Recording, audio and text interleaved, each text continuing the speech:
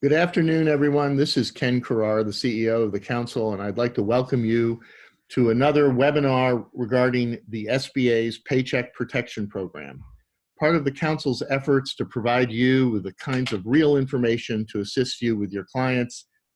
This is a time when clients need to hear from you, and we're hoping that we're providing the kind of information you need to share with them as we get through this difficult time. With us today is our legal team, Scott Cinder and Kate Jensen from Steptoe and Johnson, who have become our experts on the SBA program and will give you some insights on how the Paycheck Protection Program works.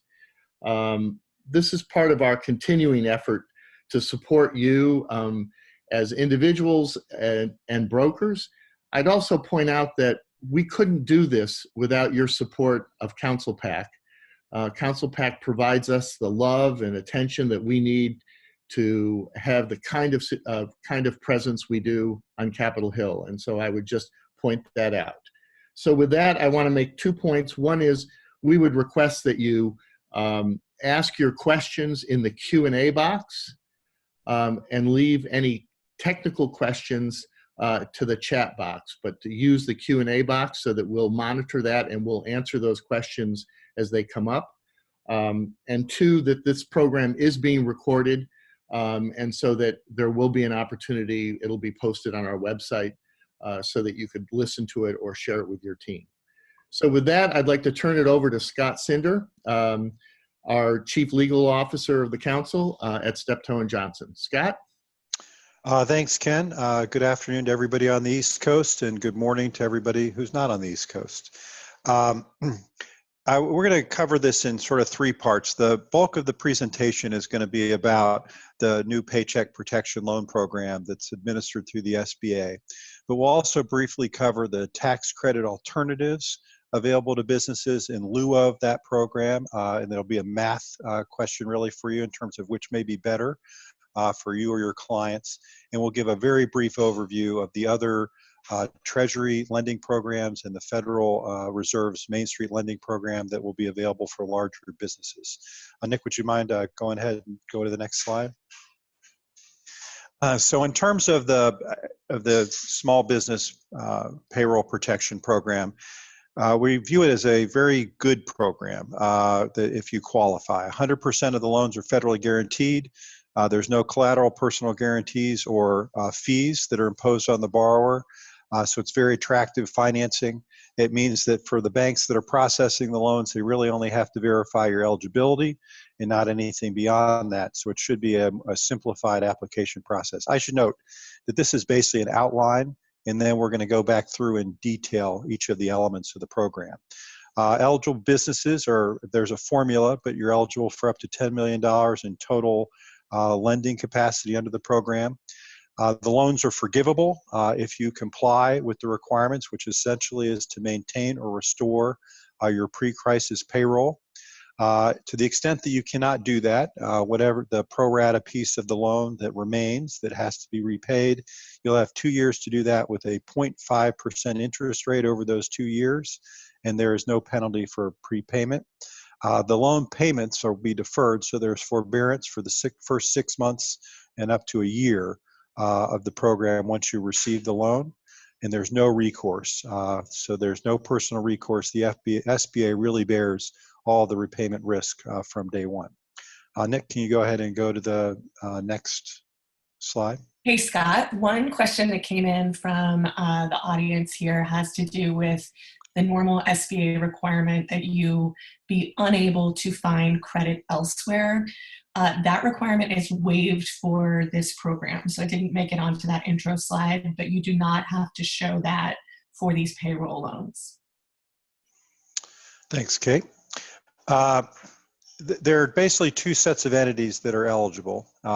Small business concerns, as defined in existing SBA laws. We'll dive into that a little bit.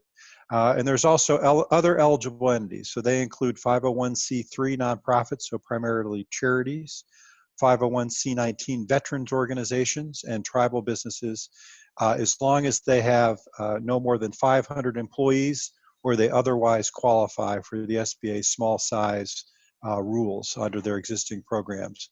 Nick, why don't we go to the next slide, and Kate, why don't you give us a little bit deeper dive on the size eligibility rules? Sure. And one thing that I'm seeing pop up repeatedly on the Q&A here related to who is eligible for the program, sole proprietors, independent contractors, and self-employed individuals are eligible. And they do get to count their own compensation. So you don't have to have other employees to qualify for the program. Also, there was a follow-up question to the credit elsewhere waiver. Our understanding is that includes insurance claim related showings. So the application that Treasury put out yesterday does not require any of those types of showings related to credit or insurance claims. So kind of getting a little bit deeper into this who qualifies question, in terms of counting your employees for purposes of that 500 employee threshold, generally everyone is going to count full-time, part-time, and other basis employees. You have to count employees of all U.S. and foreign affiliates. Now, there are some special rules, which we've listed here, for your clients who are in certain industries. So if you're working with a client who is in an industry starting with a 72 NAICS code, this is hotels, restaurants, bars, these types of folks, they have special rules where they get to count their employees per location. And the affiliation rules under the SBA, which somebody asked stands for the Small Business Act, or sometimes Small Business Administration. And so you get to essentially get out from under those affiliation restrictions that would normally apply. And again, it's limited to these categories of people here. So the 72 code businesses, folks operating as franchises under an SBA identifier code, and then businesses receiving financial assistance from the SBIA. So Scott, I don't know if you want to go a little bit more into detail on what those affiliation rules look like for everyone who's not excluded under these special categories.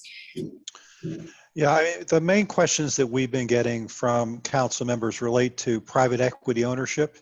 And essentially, that's not an exemption. So if, to the extent the private equity firm has a majority position in its portfolio companies or otherwise controls those companies, then for each one of those companies they'd be rolled up to determine whether or not they satisfy the under 500 requirement. On that under 500 requirement, that's an alternative as well. So any business that satisfies the current NAICS codes and their size limits under the current SBA rules would qualify. We were asked the question about revenue. There's two sets of requirements under the current SBA rules. One is a revenue requirement, and one is an employee count requirement. They vary a lot by sector. It appears they're only looking at the employee count numbers, and it would be the greater of your NAICS code count or the 500. So a lot of businesses, their caps are much lower than 500. The legislation increases it to 500. We have a question. Scott, please forgive me for interrupting. This is Joel Wood. We're getting a number of substantive questions that are coming in the chat box. I would just remind everyone again, any substantive questions, could you put that in the Q&A, and any technical support questions in the chat. Thank you very much, and I apologize for interrupting. We also got a question about would a change of control not allow for the loan forgiveness during the 8-week recovery. So it's an interesting question, but eligibility for the program is determined strictly when you apply for it. So if you're eligible when you apply, then you qualify. In terms of satisfying the rules at the end on forgiveness, as long as you keep that as a separate company so you can evaluate your employment counts under the rules that Kate's going to talk about a little bit later, you should still be eligible for the full forgiveness. Kate, do you have anything you want to add on that point? Yeah, so we're getting, not specifically on that point, but we're getting a lot of questions coming in. We are going to cover some of these things that are being asked right now in more detail as the webinar goes on, so be patient with us a little bit. But one important thing to cover here, somebody asked if this 500 employee count is the same as the 500 employee count for the Families First Coronavirus Relief Act paid leave provisions? No. So these are completely separate inquiries. We're dealing with totally different statutory regimes. So whether you are a 500 or fewer employee for those paid leave obligations is a separate analysis than whether you are a qualified business under this SBA loan program. That's a great question to clarify for everyone.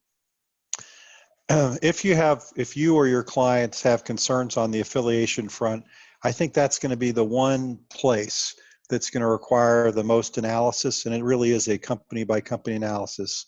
Although the materials that we shared with the council, the sort of basics on the how to access this program, have a lot of good detail on that. Why don't we go ahead and move to the application process on the next slide, Nick. The form was issued by the Department of Treasury yesterday. That will be the basic application that the banks will be required to have you fill out or have an applicant fill out. It's basic business identification information. You have to separately list all owners of the applicant with greater than a 20% ownership stake. You have to list any businesses under common ownership or management with the applicant to the extent there are any. You have to provide details on any injury, emergency injury disaster loans that you received between January 1st and more recently. If you have any criminal history or there's a citizenship question for any of the 20% plus owners, that will have to be required. You're going to have to submit certifications that you're making all these statements in good faith by the business, and every 20% or greater owner will have to supply that or certify as such. You'll also be required to submit the payroll documentation, which is going to be the basis for evaluating the amount of the loan for which you're eligible, as well as to verify your employee count numbers. Kate, do you want to walk through the rest of the application process on the next slide? Sure, we can move to the next slide. I've seen a couple of questions pop up so far, Scott, on cannabis businesses and whether they are going to be eligible for this program. I'm sure you have thoughts, but I would just remind everyone that this is a federal program. So with that, Scott, do you want to give your thoughts?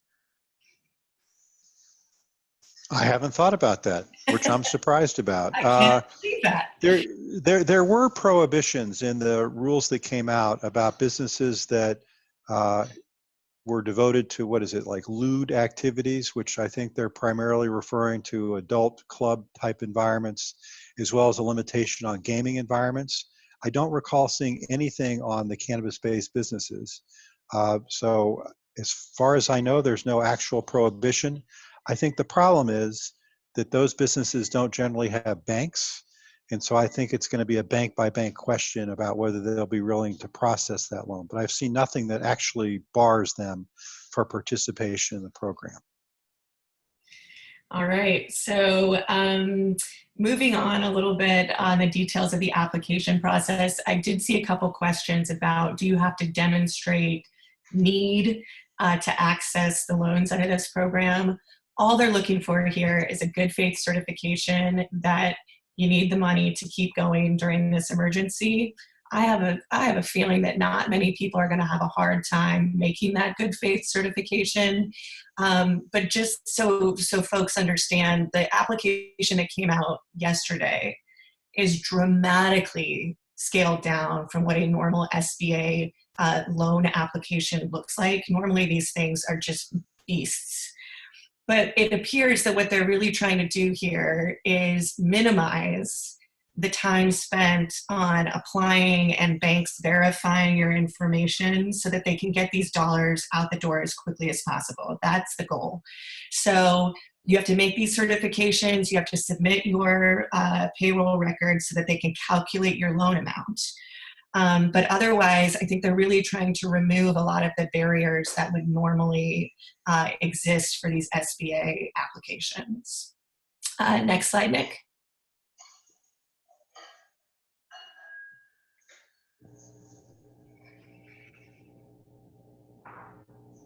In terms of maximum loan amounts, It's a maximum of $10 million or 250% of your average monthly payroll costs, basically pre-crisis.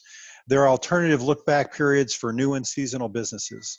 But this is sort of the basis of the calculation. Payroll costs is pretty all-encompassing. So it includes salary, bonus, commission, as well as state and local payroll taxes that you pay on behalf of those individuals, healthcare costs, any other insurance costs, contributions you make to 401k type programs, and paid vacation leave. So it really is intended to cover all the things you pay for them. The notable exclusion there are the federal employee taxes. We got one question about whether an LLC with no employees could qualify for the program, and the answer is no. And the reason it's no is because the loan amount is determined simply by this equation based on payroll costs. So if you have no payroll costs, the maximum loan for which you would qualify is zero. Scott, this is Joel. There's also been a couple of, I'm sorry if I interrupted, but we've gotten a couple of questions as to why 501c7 organizations were excluded, and also could you comment on private equity firms that are associated with private equity firms that are under 500? Thank you. Yeah. So in terms of why any particular type of organization was excluded, I have no comment. We have clients, for example, the Council of Insurance Agents and Brokers, that are C6 organizations that are also excluded. My wife is the CEO of a C6, so I'm hearing about this at home as well. We are going to endeavor to get those other C organizations included in the phase four legislative process that's already begun. And there's a lot of clamoring for that, and different groups are leading those efforts around town. In terms of whether agencies qualify for the relief, absolutely. If you have under 500 employees and then you satisfy the obligation, and you would be eligible. On the PE side, this is the affiliation piece. And as a general matter, for PE-owned firms where the PE company owns the majority of the firm or otherwise controls the operation of the firm, they will be aggregated with other holdings of the PE company. And so unless they're in the restaurant or hospitality space, they will be subject to those rules, and they'll have to satisfy those obligations on a family of company basis. Do we want to go ahead and move to the uses of the loan dollars on the next slide, or were there other questions, Kate, to cover right now? We're getting a lot of questions about this slide. I think this is going to answer maybe 50% of the questions I've seen pop up in the last 30 seconds. All right, guys, so this is what you can use your loan dollars for. It's pretty broad.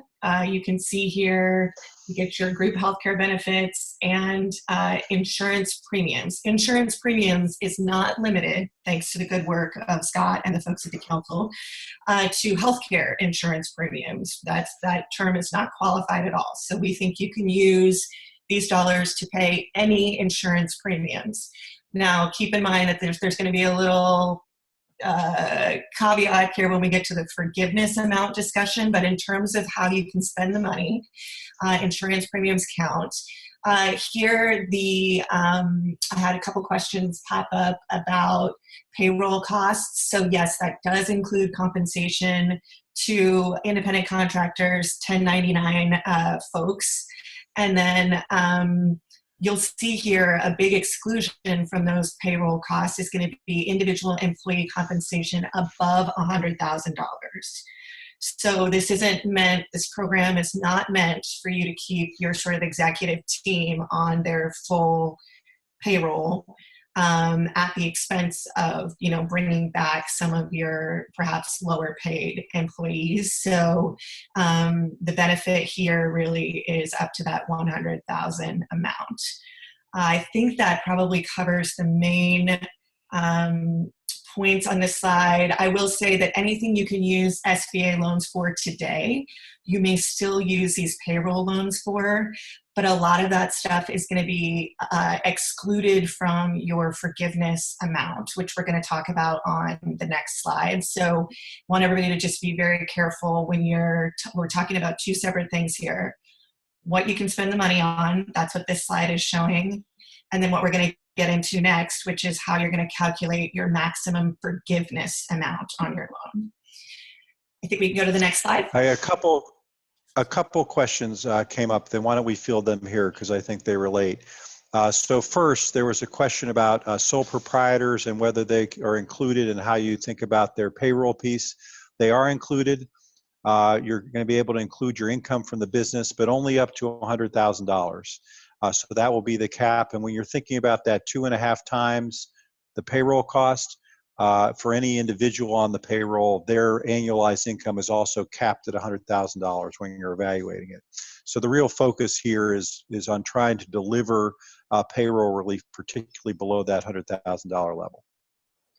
Scott, can I jump in here for 1 second on that payroll costs point? So remember, when we're looking at the loan amount, which is what we've been talking about so far in terms of your average payroll costs, this is based on a look back period of a year. So it's going to be your average monthly payroll over the last 12 months when you go to apply for your loan. So we're getting questions about, okay, so I've had to lay off workers, or my clients had to lay off workers in the last couple of weeks. So I don't have payroll right now.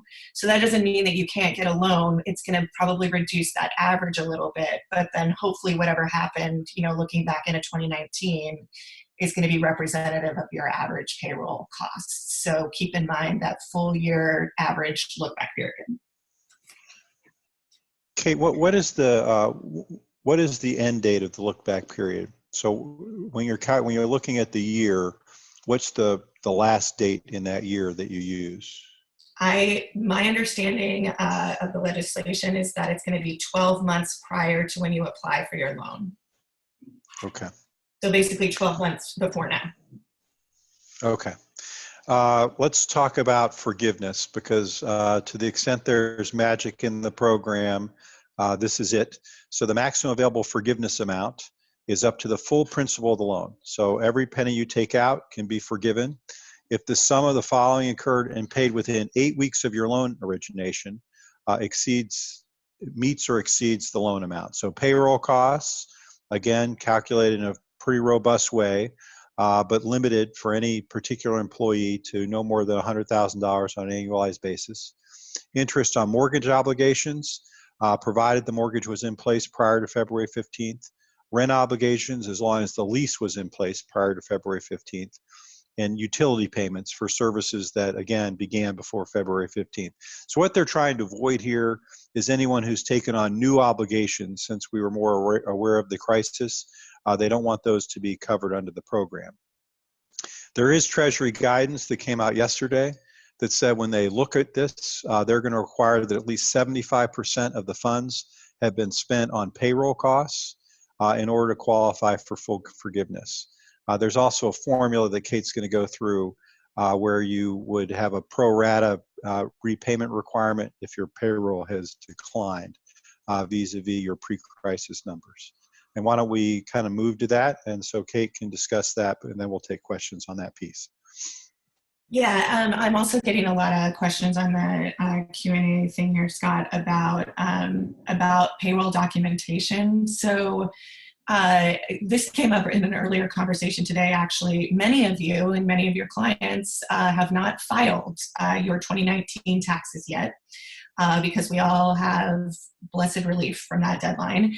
But what the application that Treasury put out requires is that whatever you submit with this loan application has to match whatever you submitted to the IRS. So for a lot of you, that means that your payroll documentation is actually going to be quite dated. It's probably going to be from 2018. I'm really not sure how the SBA and the banks are going to deal with this sort of discrepancy. We don't have guidance on that yet, but it is sort of a technical issue that they're certainly going to have to work through for a lot of applicants. In these instances, I think the advice we've been giving to folks, and Scott, correct me if you have other thoughts, is a lot of this probably you can deal with directly by communicating with your bank, particularly if you have a good relationship with your bank. these are the types of technical questions that they may be able to help you work through that, we're not necessarily in a better position to opine. But just so you guys know, just because the law specifies one period for payroll and the application has another request for payroll information, and then you've got this tax filing delay issue, not all of these things are matching up right now. That's true for everyone, and it just sort of is where we are in the regulatory process. This is Joel Wood with another reminder. Please do not use the chat box for any substantive questions. Please use that for technical questions only. Use the Q&A section for substantive. Thank you. Hey, along that same vein, Kate, I think why don't we, if there are questions that come up that relate to what we're talking about at the moment, let's kind of field them, and then let's try to push the rest of the questions till the end so that we can kind of keep our flow. Yeah, sounds good. All right, so going back to establishing your forgiveness amount. So the slide that Scott covered previously, that is going to establish your maximum available forgiveness amount. So everything that we're talking about from this point forward is going to be based off of that amount. So what you spend in the first 8 weeks of getting your loan in those 4 permitted buckets: payroll, mortgage interest, rent, and utilities. So that's your baseline. From that baseline, they will reduce that forgiveness amount proportionally for reductions in average full-time equivalent employees between pre-crisis levels and your loan period, when you get the 8 weeks when you get your loan. Straight reduction for payroll reductions over 25%. For workers making less than $100,000. As we read this, you can reduce wages for your folks making more than $100,000 all you want, and there's no penalty. And then if you are somebody who's taken out an economic injury disaster loan through the SBA program, there are advances available, and those advances will be taken off of your forgiveness amount under this payroll loan program. So a couple of things here. Full-time equivalent employees, a lot of us on the phone have dealt with this issue from the Affordable Care Act. But it is not clear in the SBA world whether full-time means 40 hours or something less. So this is a question that is going to need to be answered. It hasn't been answered yet for purposes of this program.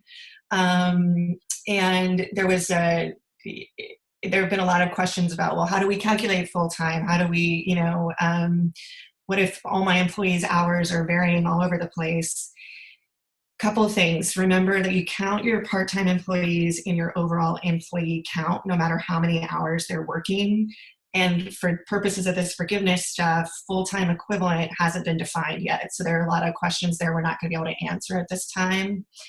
All right, so those are the basic penalties from your forgiveness amount. You can make up those penalties. You can get back up to that maximum forgiveness amount if you rehire back up to your pre-crisis levels by June 30th, or if you make up for those wage decreases by June 30th. So they're giving you an opportunity to basically undo layoffs that may have had to occur here, in recent weeks. Anything else on that slide, Scott? No, I don't think. I mean, we have questions, but we're getting so many, I think we may be better off pushing them till the end. Okay. Next slide then. All right, so the forgiveness application is going to be separate from your loan application. So you'll get your loan. The forgiveness period is those first 8 weeks after you receive your loan. Following the conclusion of those 8 weeks, you can apply for forgiveness. So you're going to have to, at that time, this is when that full-time equivalent employee analysis is going to become relevant. You're going to have to verify all of these things with your lender. You're going to have to submit documentation showing that the expenses you're claiming were actually the eligible expenses for forgiveness. So you're going to have to keep your receipts and other documentation. And then again, you're going to have a certification from a business representative that what you're saying is true. If you end up with a balance at the end of your forgiveness determination, then the loan continues on with the same terms as this payroll loan program. So as I understand it, that would mean that you get to continue on with the 0.5% interest rate. Your loan is still guaranteed by the government. We may see more guidance on this. The SBA has been instructed to do a separate rulemaking or issue separate guidance on these forgiveness rules specifically. So because this stuff won't be triggered until 8 weeks after they start issuing the loans, I think they feel like they have a little more time maybe to get to these details. But hopefully we're going to get some of these questions answered here in the near future. Next slide. Okay, so there are two tax benefits that were created, and for people who participated in this program, they would be abandoning their right to use them. So it's kind of an either-or scenario, and we want to make sure everybody understands them. And so when you're doing the evaluation, or clients are doing the evaluation of whether or not they want to participate in the program, they know that they won't be able to use this piece. The most important one is likely the employee retention credit. Under this credit, you are allowed to get a refundable credit for 50% of the first $10,000 in wages you pay for your employees per year. You're going to calculate the credit on a quarterly basis. So if somebody makes $8,000 in the second quarter, then the credit for that quarter would be $4,000. You qualify for it for the credit if you can demonstrate one of two things: at least a partial suspension of operations due to government orders. So all the shutdown orders, for example, and all the retail stores are closed, or a 1 year over year reduction in gross receipts for the quarter of at least 50%. For employers who have more than 100 full-time employees, only employees who are currently not providing services for the employer due to the COVID-19 crisis are eligible for the credit. So that's the first thing that you would give up. The second thing is that there's an employment tax deferral that's now available under the CARES Act that postpones the due date for depositing employer payroll taxes and certain self-employment taxes attributable to wages paid during this year. So they would be deferred and be payable half at the end of next year and half at the end of 2022. You would also abandon the right to take advantage of the tax deferral. So you're going to need to compare, obviously, the benefits of each program to decide what you'd like to do. I think in terms of, so you're going to have to compare the advantages and disadvantages of each. Kate, do you want to, can we move to the next slide? Yeah. All right, so the big news that came out of Treasury yesterday for most people who are looking to file these applications is that they will be available on April 3rd for small businesses and sole proprietorships, April 10th for independent contractors and self-employed individuals. We don't have any insight into why they're doing this sort of staggered availability approach, other than they anticipate that lenders are going to be overwhelmed with applications, and this may be a way for them to, push money out of the system without completely overwhelming the private banks. Our read of the Treasury guidance that came out yesterday is that immediately any bank that has been issuing SBA loans in the past, and any federally insured banks, credit unions, or farm credit institutions will be eligible to write these loans. So they're expanding the capacity from the private banking system immediately, and they're soliciting applications for private lenders even beyond that. They want to make sure that the loans are accessible and that they can handle the volume. So technically, SBA has until April 10th to issue their regulations implementing this program. Given the fact that they're going to make the loans available on April 3rd, we think we will see rules. We certainly hope we will see rules well before that April 10th date. In fact, I think Joel Kay and Joel Wood and Blair are hearing from their Hill contacts that we can expect those regulations as early as today, tomorrow, Friday. We will be updating our materials for you all, which are being distributed through the council with any additional guidance that comes out.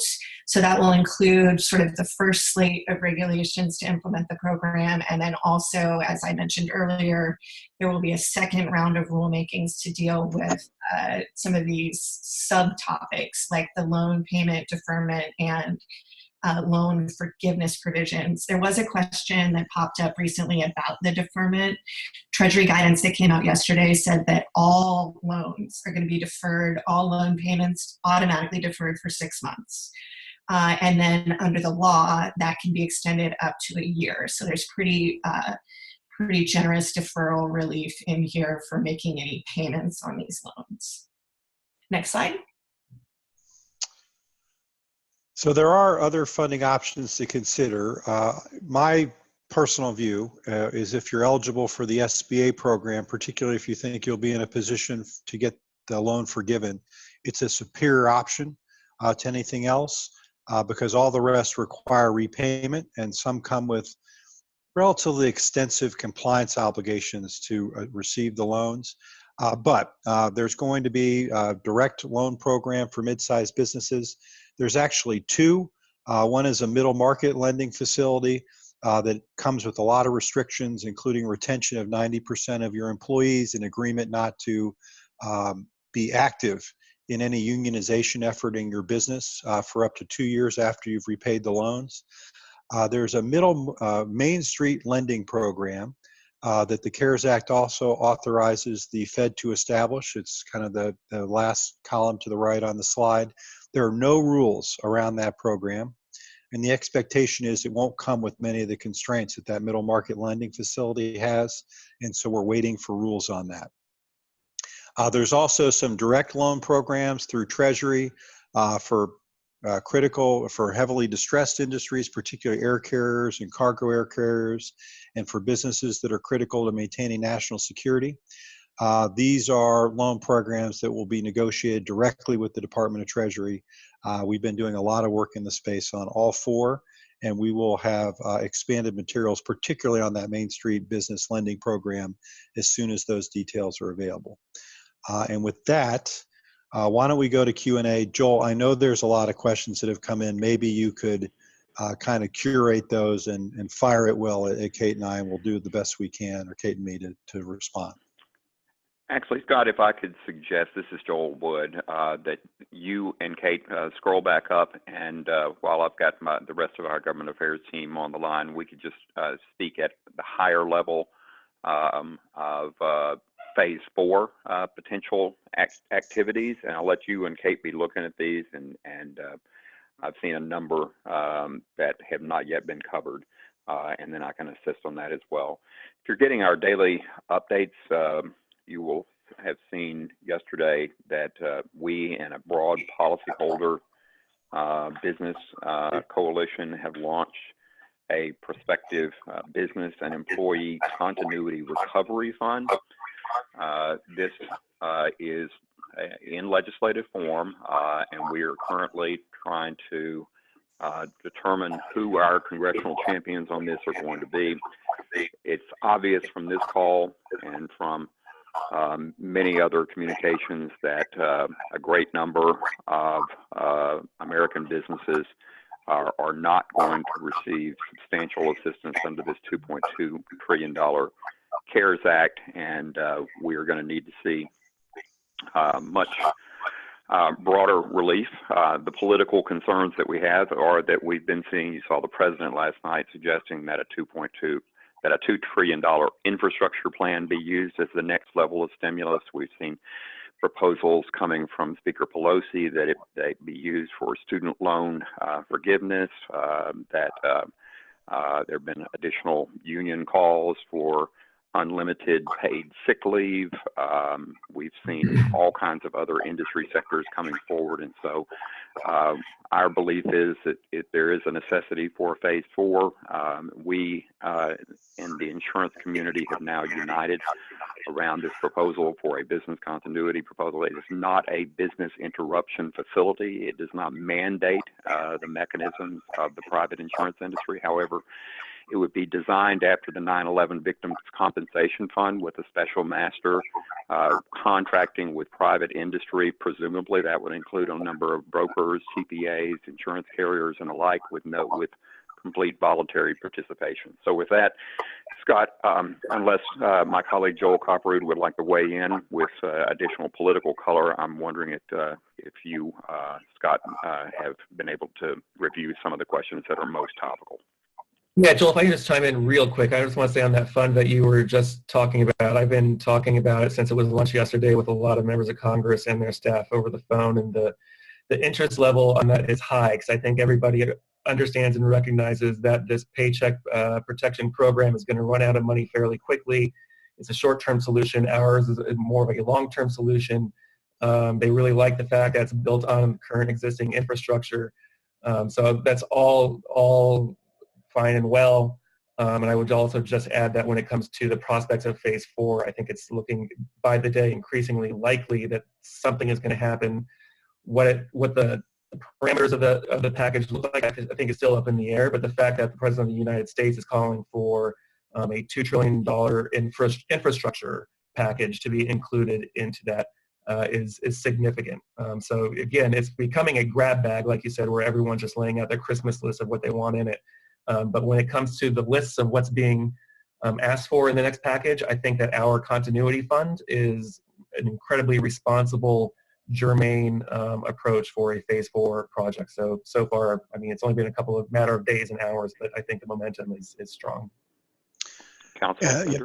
Senator Dirksen is famous in the 50s for the quote, "A billion here, a billion there. Pretty soon you're talking about real money." Boy, those were the days. So we have 96 open questions. So here's what I'd like to do. First of all, we can stay on after the hour mark. So for those that are interested, we will try to work through most of these. So what we're going to do is I'm going to answer the easy ones, and then I'm going to ask Kate the hard ones. So we're just going to kind of rifle through them from top to bottom, first come, first serve. Are there added prepayment costs? No. Prepayment is like under the normal federal lending programs. There's no prepayment penalties for paying off the loans early. Are all banks and credit unions able to provide small businesses these loans? So yes, any federally insured institution is able to supply the loans. There is a network of many banks and credit unions and community banks currently do provide SBA loans. They are all immediately going to be doing this in the new program. All other insured financial institutions can basically fill out an application. I don't know that they need to be approved, but the SBA will then allow them to do it as well. There is a link on the SBA website for approved SBA lenders, and we will be sure to get that posted to the council website so you can have access to its clients. Kate, when you're looking at the payroll numbers, can you count non-W-2 labor? Yes, so this is a good question. I flagged this one as well. A lot of questions on this theme. So I would make a distinction here. There's payroll costs, which really includes all compensation. So that's salary, wages, tips, commissions for employees, for independent contractors, so any of your 1099 folks. So that's compensation, and that definitely all gets included within that broader payroll cost bucket.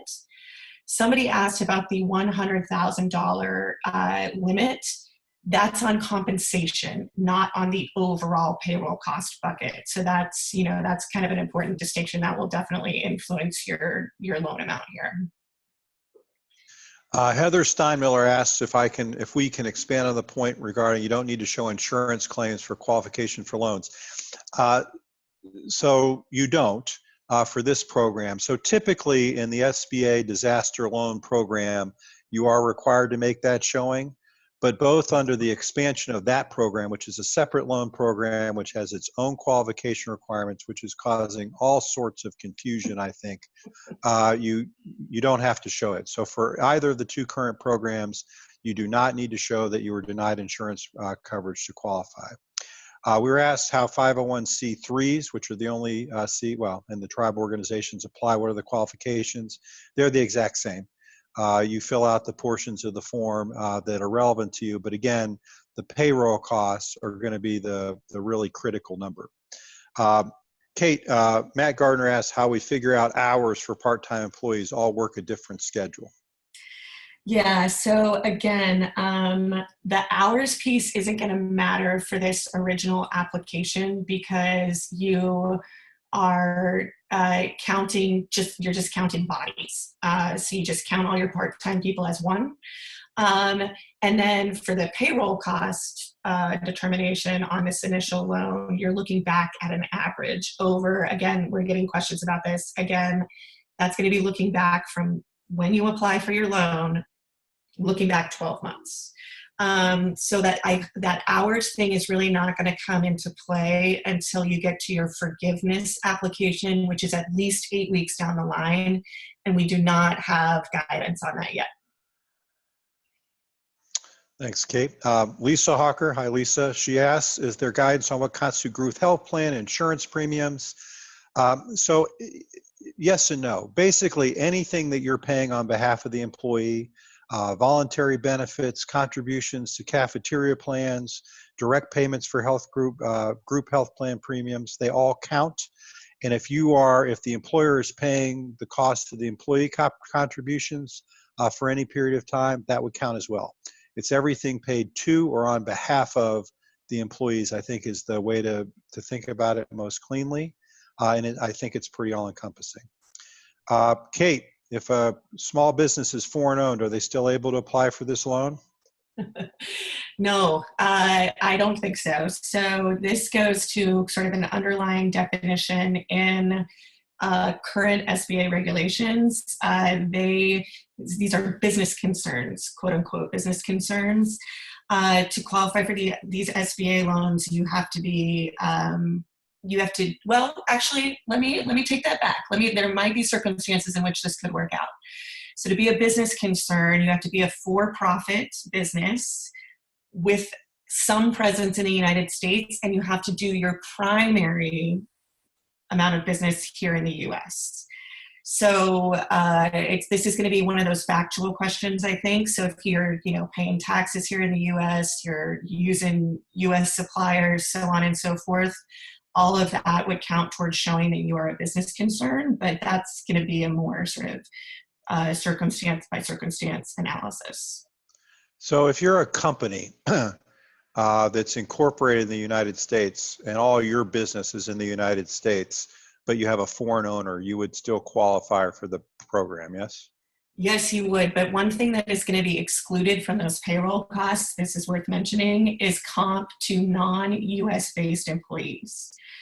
You, business, are still eligible for a loan, but you don't get to count your payroll, your compensation to folks whose principal place of residence is outside of the US. Right, so you have to count them towards your employee number to see if you satisfy the size eligibility, but then you exclude them for the payroll calculation. Right. Paul Jacobson asked whether independent insurance agencies that have under the SBA, independent insurance agencies are small if they have under $8 million of revenue. Does that apply if you're over this but have under 500 employees? The answer is yes. And as noted, you have two alternative ways to qualify for eligibility. One is to satisfy the NICS size requirement. We don't believe that the revenue provisions are relevant for eligibility for the program, or you're under 500 employees. So either or. So any of our members who have under 500 employees in total would qualify. So Scott, can I add something on that point real quick? Yes. So this is where I think we're going to see a possible disconnect between the statutory language and what Treasury and SBA are putting out there. So what everybody is seeing flying around is you qualify for this if you're under 500 employees, generally, or if you're under the existing employee count for your industry at the SBA. But as I read the law, all current small business concerns, as defined under SBA current regulations, qualify for this program. And to your revenue point just now, Scott, some businesses for the SBA have employee-based size parameters, And some industries have revenue-based size parameters. I see nothing in the law that keeps you from not qualifying based on those revenue parameters if you are already a small business concern under the SBA. This gets really convoluted. We have materials that everybody will have access to through the council, and this gets broken out a little bit better there. It's a little bit easier to understand in writing, but that's the revenue thing may still come in. It's just, you know, whether the SBA is going to follow the statute or just kind of run with this common understanding about the employee count thing. I think one thing to bear in mind is that these are alternatives.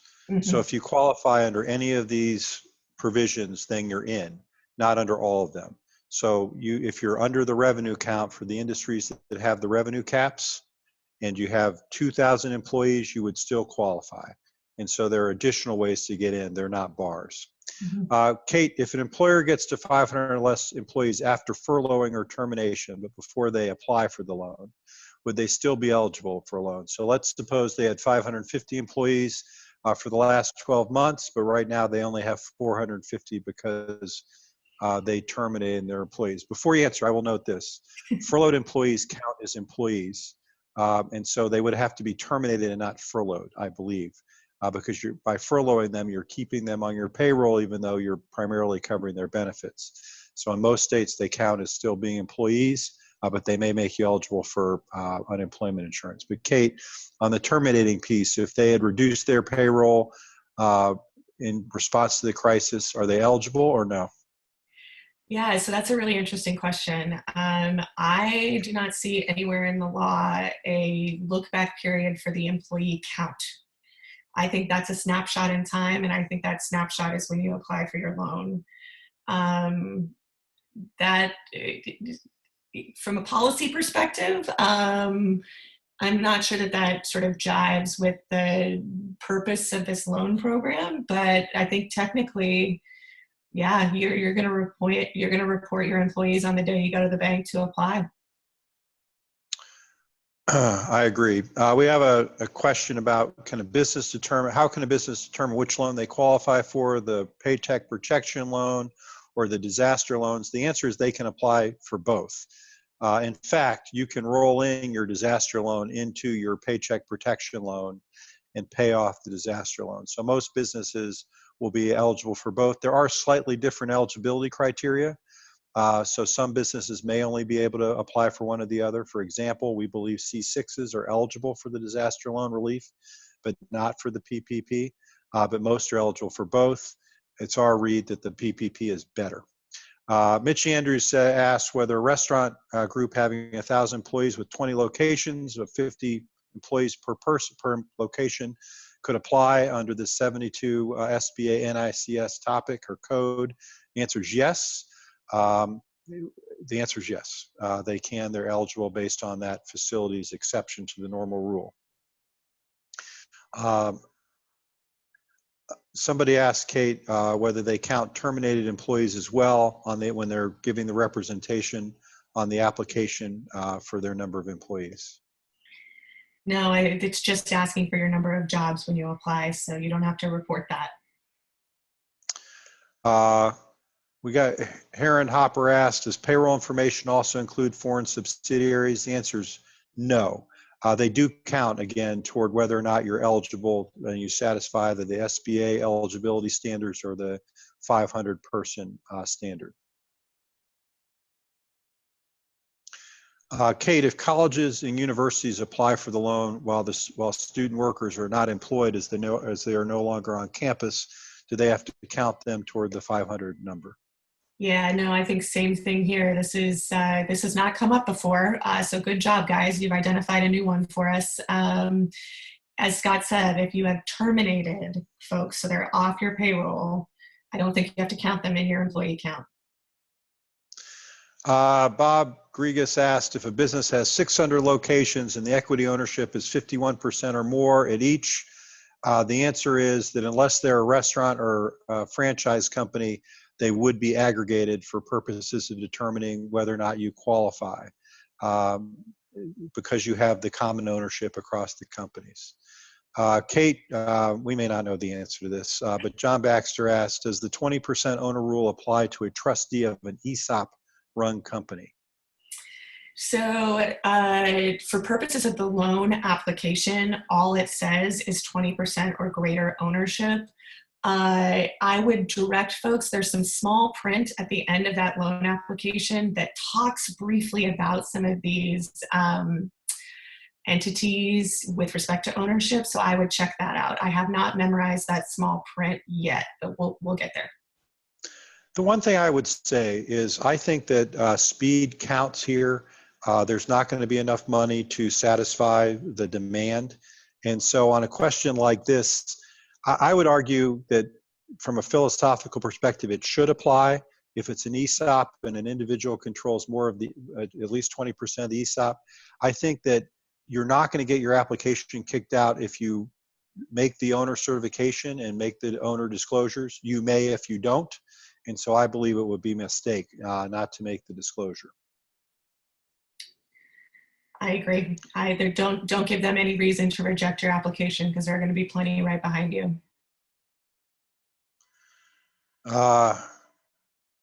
It was pointed out that the application says ownership of 20% or greater, not just greater than 20%. So if you own exactly 20%, you should consider yourself subject to the 20% ownership rules. Katie Peterson asks, is this available to a sole proprietor with one employee and also a C Corp with one employee? What's the difference? Kate, you want to take that? Yeah, so just thinking about this from a basic eligibility perspective, we're getting a lot of these questions. I've seen a bunch of them about LLCs as well. They intend for this program to apply to all businesses who meet the employee thresholds, no matter sort of what form you take. So a business concern, it can be organized as a partnership, an LLC, and a sole proprietorship, and in some cases even a joint venture. And they've expanded this to specifically include sole proprietors, independent contractors, and self-employed individuals. So those folks can, on their own, walk into a bank and apply for one of these loans on the same terms as any other business. Kate, for smaller LLCs, only W-2 salaries, or would they be able to include their distributions as well? So, like I said, the compensation description in the law is pretty generous. It says salaries, and please, if somebody's actually looking at the legislation, don't quote me on this, but if I recall, it says salaries, wages, commission, tips, and similar compensation. So I think they're trying to capture, as Scott said earlier on the insurance piece, they're trying to capture whatever it is you're paying your folks. Right. We were asked the question, is workers' comp included in the payroll calculation? Kate, tell me if you disagree, but I don't believe it is. That's not considered a payroll cost. That's a liability of the business. And I've seen nothing that would allow it to be included in the payroll calculation. I agree. You could use the money from the loan to pay for the workers' comp, though. We've got some questions about how this applies to essential businesses that are operational but that have reduced their workforce. So the answer is that if you're eligible, you're eligible based on your current count. And this may, if you don't rehire the people that you have furloughed or laid off by that June 30th deadline, then it means that you're going to pick up more, you're going to pick up some of the repayment obligation. There's no exception or exemption right now based on the type of industry you're in or anything like that. I'm just trying to catch up on the questions. We were asked how a pass-through LLC would document its payroll. It's going to be like a sole proprietor. You're going to have to submit more of your tax return information. We covered that. Sorry, there's so many questions. I'm just trying to navigate through. So Kate, do we have a view on the qualification loan amount impact for PEO members who have a co-employer relationship? I actually have a view. I think it's going to be based on who actually bears who has it on their payroll. So it's going to be who is paying the individuals. So if the company is paying the PEO and the PEO pays the individuals, I don't believe it will count as pay. Well, maybe it will. What do you think, Kate? Would that count as payroll cost or not? Yeah, so I was thinking about that too as we saw that question. My inclination here is that it is going to be based on whatever your documentation that you show your lender can show. So if like Scott said, the documents you give to your bank show that you're making payments directly to individuals to compensate them, then I think they'll count it. I think if it shows a business to business transaction, they're not going to like that as your submitted payroll documentation. We got a question about whether you count. Scott, Yes. this is Ken. Hold on one second. We're at the top of the hour, which is when we agreed that we would end the call. We're going to continue to run the call and let Scott and Kate answer some of these questions. But before they do, I just want to remind people that tomorrow at noon, the council will be hosting a cybersecurity webinar for an hour. And if you have registered for it, terrific. You should get you'll get an invite. If you haven't registered, you can still do it by going online to ciab.com and make sure that you access our COVID-19 resources where most of this will be. We will be posting the deck along with the recording of the session today on the website. So for all of you, thank you for joining us today. Scott, Kate, it's yours. You can call it to an end when you're ready to finish and answer all the questions. Okay? Look, Ken, I mean, we were happy to try to navigate through some of these, as long as you think we're okay with everybody's time. I think if you do another 5 or 10 minutes, that's fine. But I'm not sure. With 97 open questions, I'm not sure that you're going to get through all of them. So with that, I would suggest that you do a few more that you can, the big general ones, and then the specific ones you should probably email us and we'll try to answer what we can, and what we can't, we can't. Okay? And what I would ask before you do that is we did distribute yesterday, and hopefully you all received it through the council, a 6-page, pretty good dive into eligibility for the program, how you apply all the details. And I think a lot of these questions are answered there. So please try to review that first. We're also going to, I think we'll have a later webinar, Ken. Yeah. And so there'll be other opportunities to run through questions that haven't been answered yet. And Scott, can I just add to that point on the document that's being circulated to y'all, the 6-pager? That really is the universe of what we know right now. So we understand that there are gaps. There are details that are not addressed. And unfortunately, everyone's sort of stuck in that boat at this point because we have not seen SBA regulations. So all we have right now is what was in the CARES Act.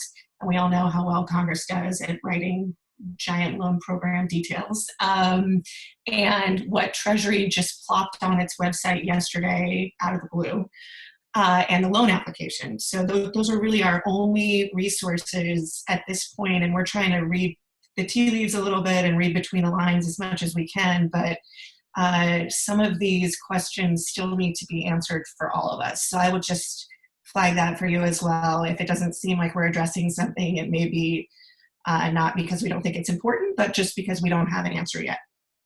And I would remind everyone that if you go to ciab.com and the COVID-19 Resource Center, you will find the documents, the dailies, all of these will be posted up there so that you can pull them down and share them internally. And so that a lot of these questions that we know about can be answered. Okay. Okay, we'll try to pick up a few of these. Okay. We were asked questions about counting PTO days, those that are taken, those that are not, and how those factor in. I think that's a little bit, it's what you've actually paid. So whether they worked or not, if they receive payment for you, it counts in your payroll costs, including if you pay them for being out on like FMLA leave, for example. It's cash out. Is kind of the basic payroll parameter when you're looking back over the last 12 months. 1099 independent contractors, Kate, they count? They count. So we have a question here about whether they have to be individuals or whether it can be firms like, say, insurance agencies that also receive 1099s from their clients. So we've had a spirited debate about this at Steptoe and Johnson, where we also receive 1099s from our clients. There's no specific guidance. I believe that it will end up being excluded one way or the other. I fear that it will be excluded during people's application processes, where banks will say this isn't what anybody meant by payroll. I'm hoping the SBA answers that question when it issues its guidelines, though, because right now there really is no clean answer on it. Oh, Scott, can I break in with a couple questions that I've seen that I definitely want to make sure we address. We said earlier in the webinar, just as a reminder for folks, that the Family First, so this was phase 2 of Congress's relief efforts. This was the second bill that passed that obligates employers with fewer than 500 employees to pay sick leave and extended family leave under certain circumstances. In that Families First Act, you get dollar for dollar refundable tax credits to compensate you for covering those leave wages, covering that leave time that you're now obligated to cover. And now, actually, those amounts are even advanceable to you. So under this program, the SBA program, the only place where these two things overlap is that you exclude those wages from your payroll costs for this SBA loan. So say I'm employer B and I have 50 employees and I've been paying them all extended family medical leave. I have to deduct those payroll amounts from this SBA loan application because the government's already paying me back for that. So it's a double dipping concern that they have, but I've seen a couple questions pop up, and that's how these sort of worlds are going to collide. We have several insurance-specific questions, so I at least would like to answer that. So one of the questions is about like self-funded plans, what kind of benefits count? Again, I think it's anything that the employer pays on behalf of the employees, either directly to insurance company or through its self-funded plan, will count in those payroll costs looked at on that average monthly basis over the last year. Does this cover the employee portion of insurance premium? No. And the reason it doesn't is because that comes out of their compensation that you're giving to them. And so that would be double counting, and it only counts the employer's payments either directly or on behalf of the employer. Are P&C premiums allowable? So they're not included in the payroll calculation in terms of loan amount. The employers are allowed to use the loan money to cover insurance premiums, including P&C premiums, but the P&C premiums would not be included in the forgiveness calculation. And so as a practical matter, they're more or less excluded at the moment, but this is one of the things that we're working to fix in the phase 4 legislation.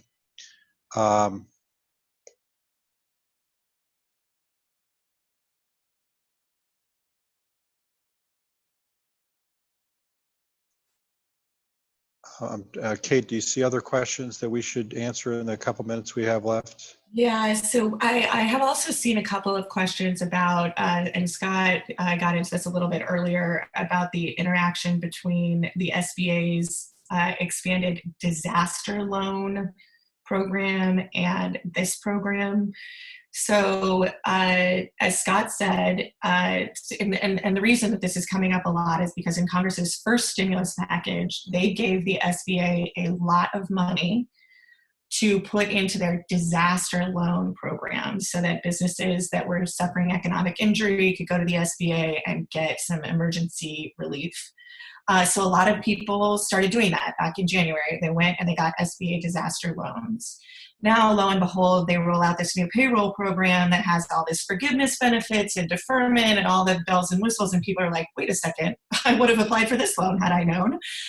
So if you have a disaster loan from the SBA that is COVID-19 related, that was taken out after, I believe the date is January 30th, you can refinance that loan into one of these payroll loans. So you're going to get to use all the benefits of this payroll program. You're not going to be penalized for having taken advantage of that program because it happened to be available earlier.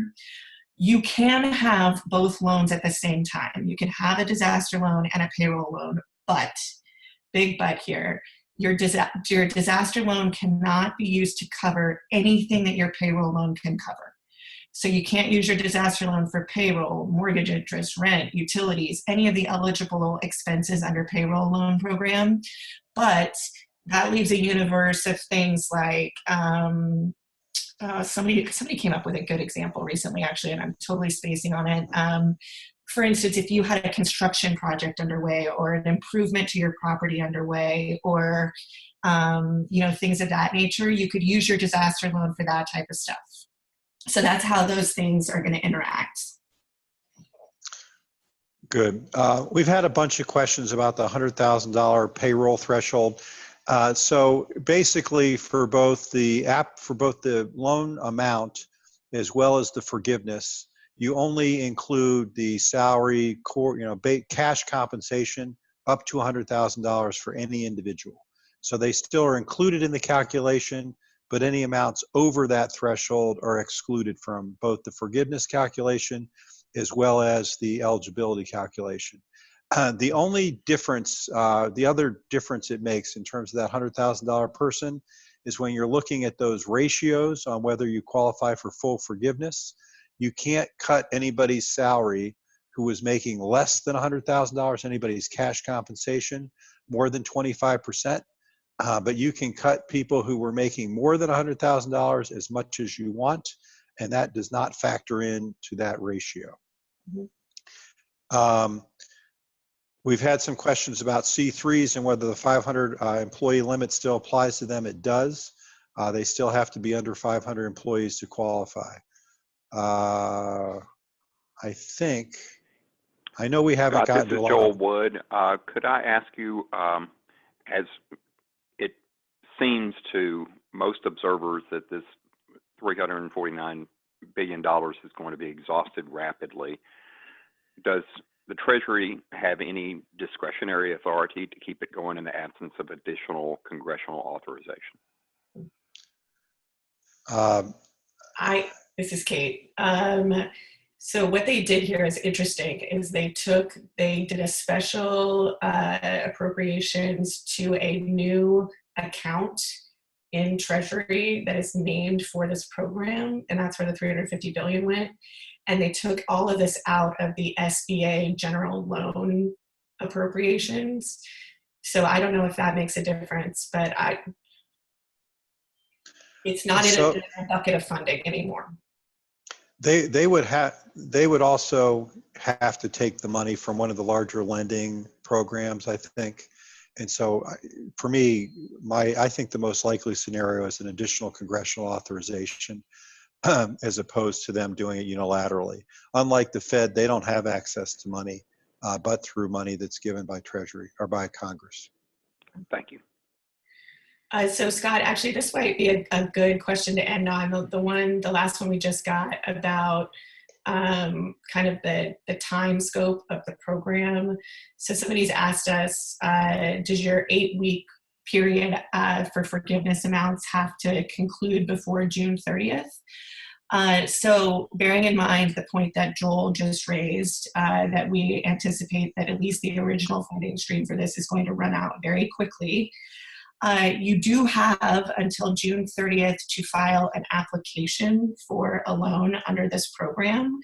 And your 8-week forgiveness period is triggered from your loan origination date going forward. So you don't have to have spent all your money by June 30th. The program expires completely on June 30th. So no loans after that date. But we are generally encouraging people, to the extent you think you might be interested in participating in this program or your clients are interested, there's nothing that says you can't submit applications before these loans are available on April 3rd. And I would be in early and often communication with my banker if I were in that position.